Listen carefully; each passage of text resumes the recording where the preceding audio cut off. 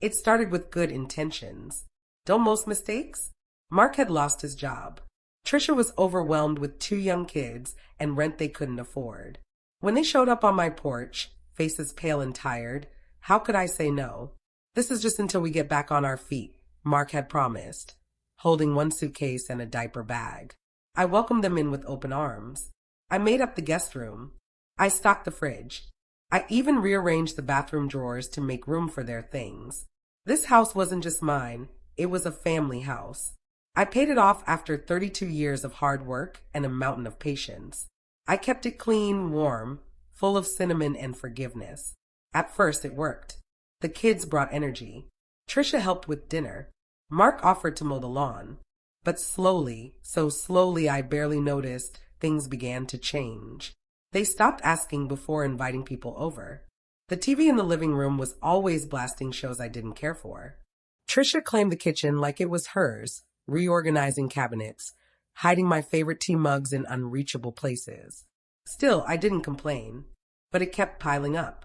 And the day I found my favorite armchair shoved into the garage to make space for the kids' play corner, I felt something shift in me. Something quiet but powerful. This was my house, wasn't it? The breaking point came 3 weeks later. It was a rainy Tuesday. I had just come back from picking up my medication and noticed the front porch light was out. Again, I reminded Mark twice already. I changed it myself, standing on a shaky step stool. My back hurt for days. That evening, I asked him kindly if he could help with the basement leak. He sighed like I was bothering him. "We're busy, Mom," he said, scrolling on his phone. "I'm not asking for a miracle, just a little help." Trisha walked in, holding a grocery bag. "We're already doing everything, Joan. Don't forget, you're not even paying rent." The words hung in the air like smoke from a fire that had just started. I turned slowly toward Mark. He didn't correct her. He didn't defend me. He just said she's not wrong. That was it. Not even paying rent. I wanted to scream. I wanted to throw the mortgage documents on the table, the property tax receipts with my name on them, the framed photo of me and their father the day we bought this house.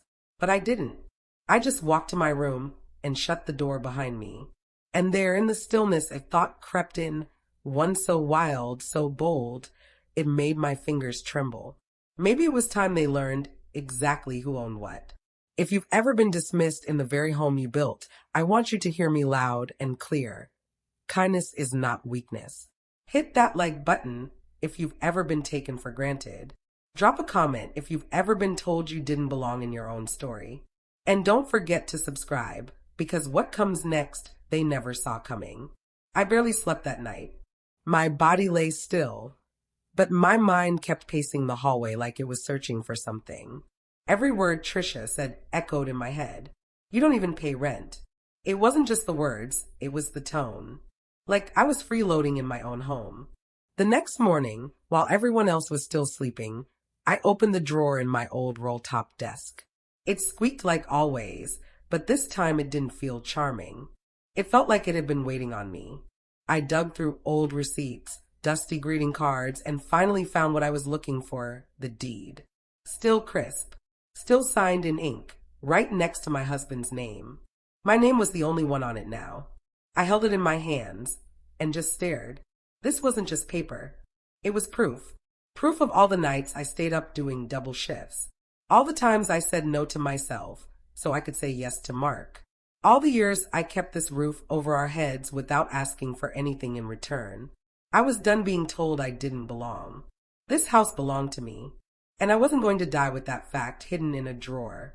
Later that afternoon, I made an appointment with Mr. Keene, my lawyer since 1999. I didn't tell anyone where I was going. I didn't owe them that.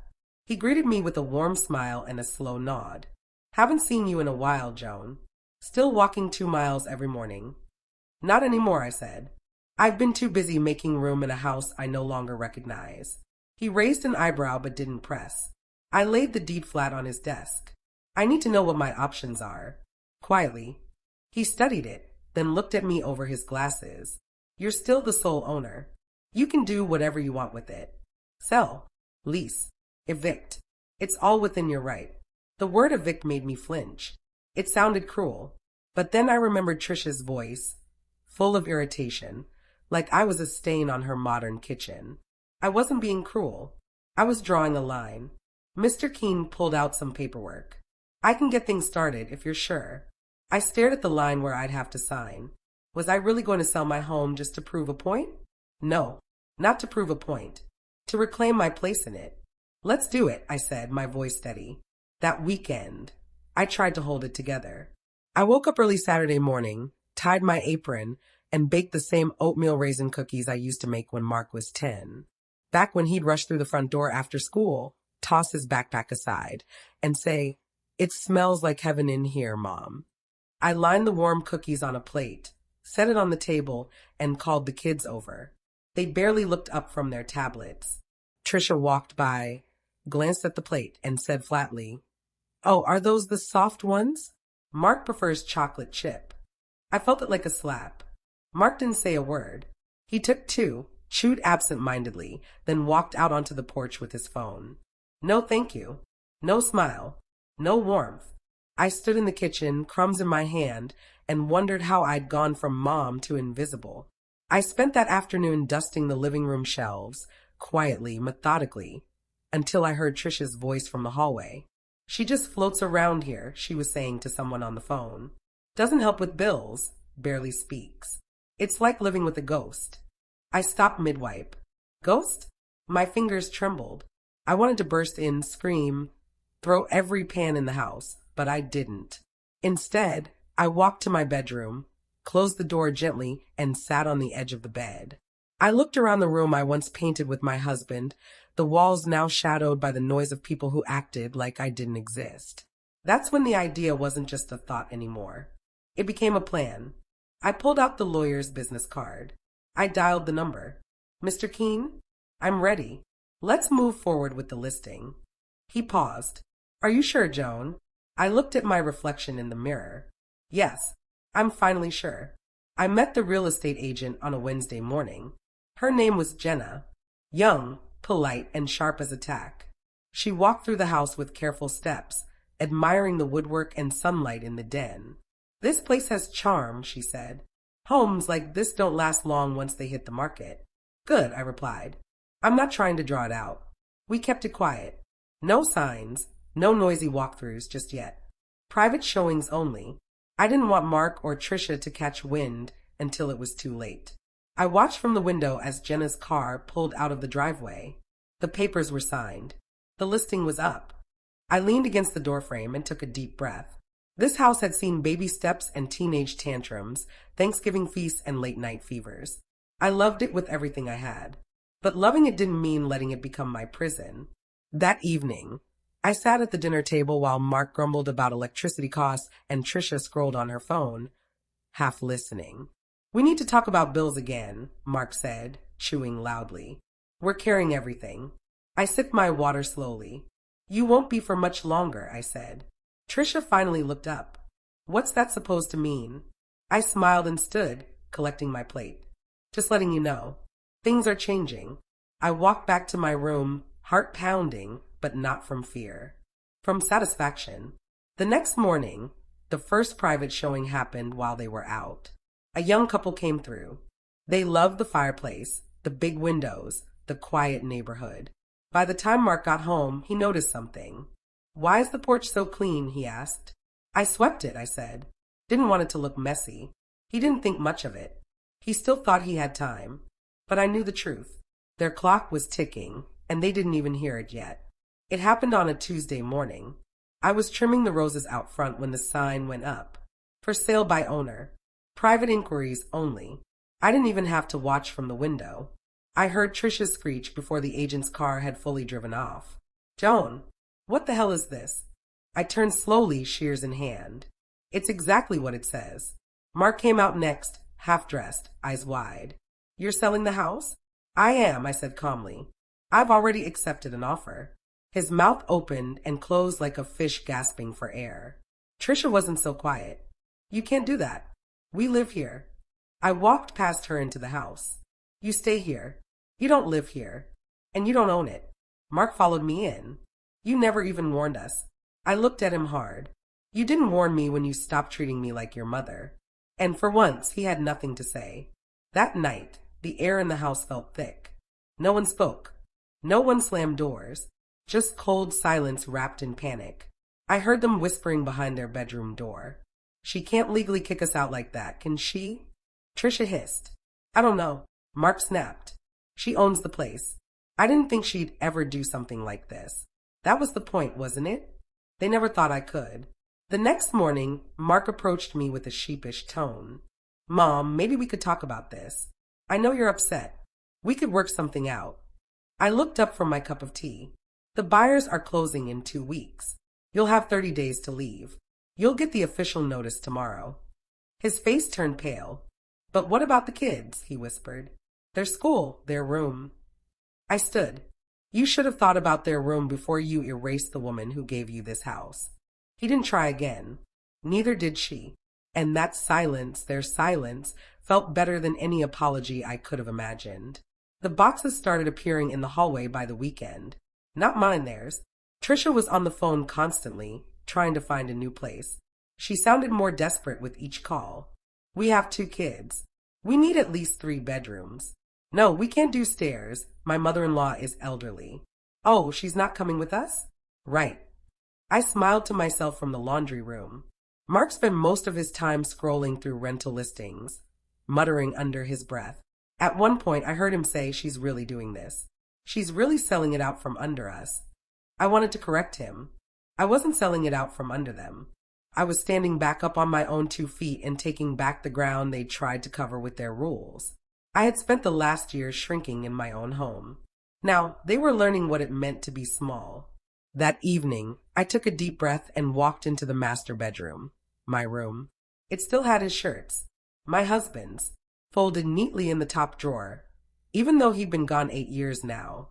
The old quilt he loved was still folded at the foot of the bed. I sat down and ran my fingers over the stitching. I wasn't just packing up a house. I was packing up a lifetime. But not to run, not to disappear. I was reclaiming it. I boxed up some books, photo albums, my jewelry box. Mark peeked in as I taped a box closed. You're really going through with this, he said, quieter than usual. Yes, I said without looking up. Where will you go? I looked up then, straight into his eyes. Somewhere that feels like home. And this hasn't for a long time. He nodded, said nothing more, and closed the door behind him. And in that quiet, for the first time in a very long time, I felt safe. The boxes started showing up in the hallway by the weekend. Not mine, theirs. Trisha was on the phone day and night. Her voice, once sharp and smug, now trembled with panic. We need 3 bedrooms. No, we can't do stairs. It's my mother-in-law, no. She's not coming with us. I stood by the sink, scrubbing dishes that weren't mine, and smiled. Mark was glued to his laptop, flipping through rental listings like they were escape routes. He kept muttering, I can't believe she's really doing this. But he should have believed it. I gave him every chance to treat me like a person. He chose otherwise. I reclaimed my spaces, 1 room at a time. The porch became mine again. I brought back my rocking chair. The birds still remembered me. I brewed my morning coffee without asking who needed the kitchen. I set out fresh tulips in the hallway. No one dared touch them. The tension in the house thickened like old gravy. Trisha moved through it like a trapped cat, snapping at the kids, slamming doors. Mark barely spoke. I heard their whispers at night, panicked, desperate. What if we don't find anything? She hissed. What if she actually kicks us out?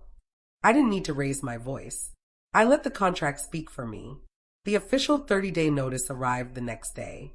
Mark didn't hand it to Trisha. He left it on the counter.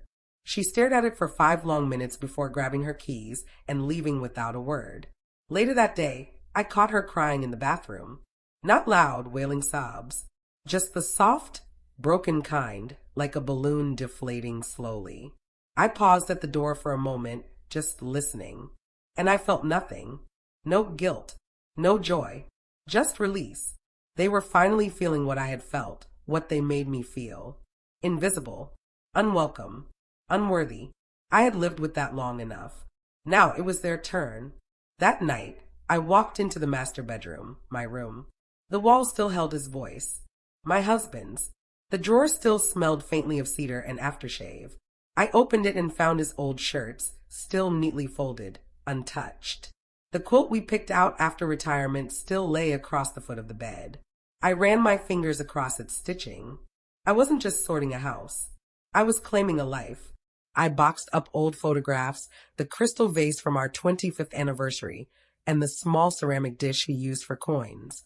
I labeled everything carefully, not because I was leaving, but because I wasn't hiding anymore. As I taped the final box, Mark appeared in the doorway. He looked tired, smaller, somehow. "You're really going through with this," he said. "Yes. Where will you go?"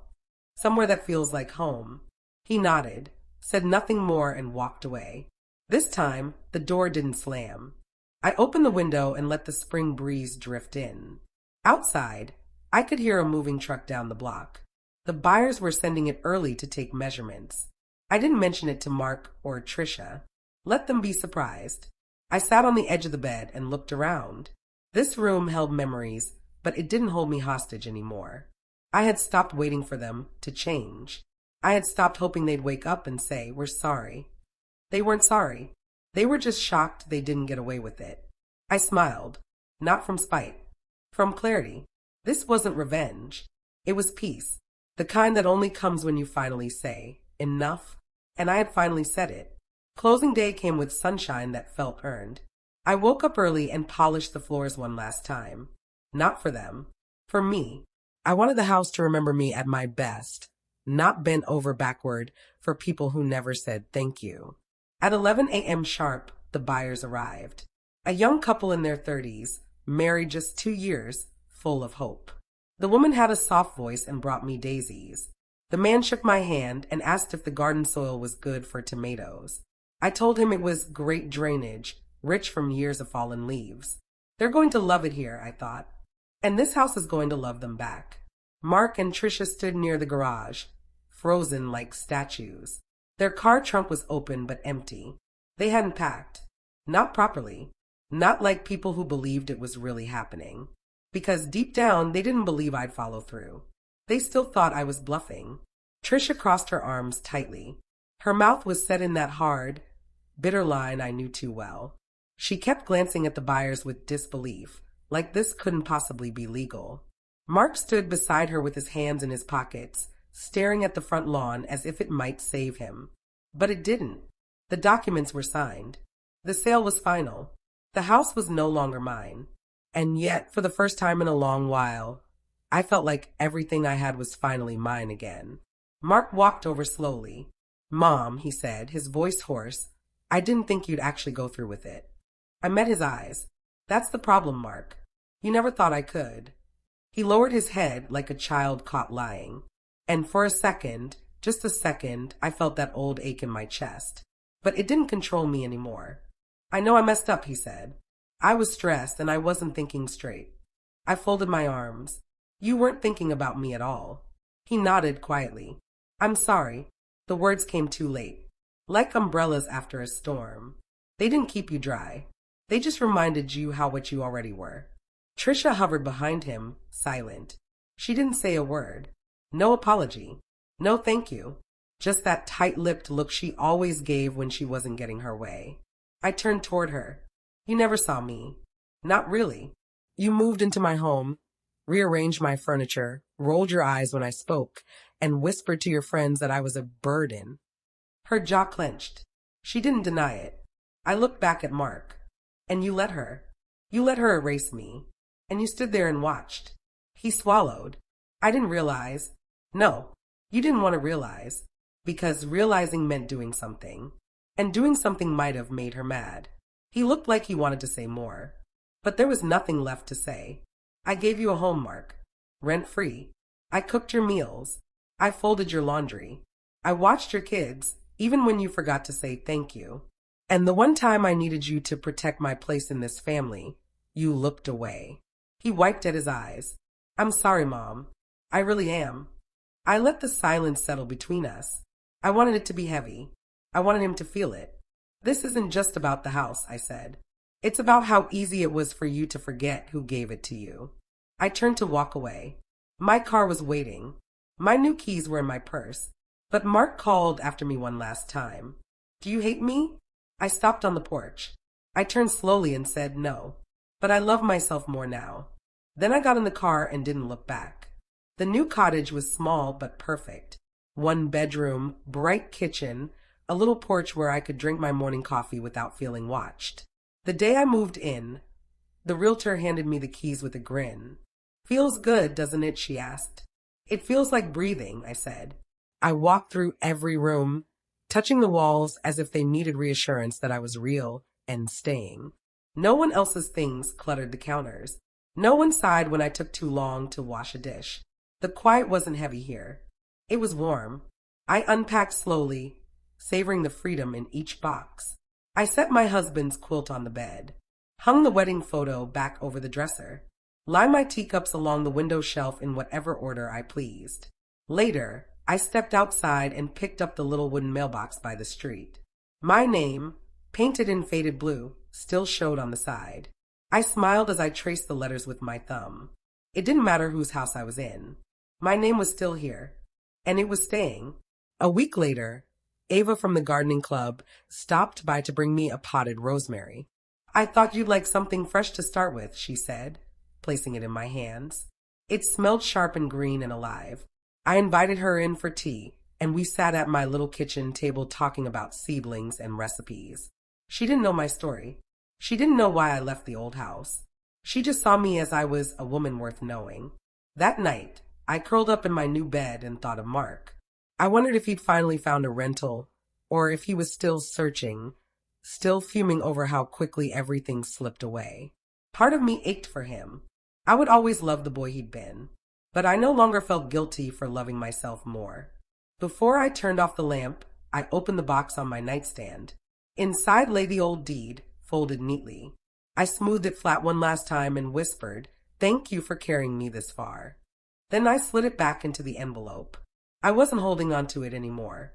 I was just letting it rest, because I had built something better than any house, my own peace.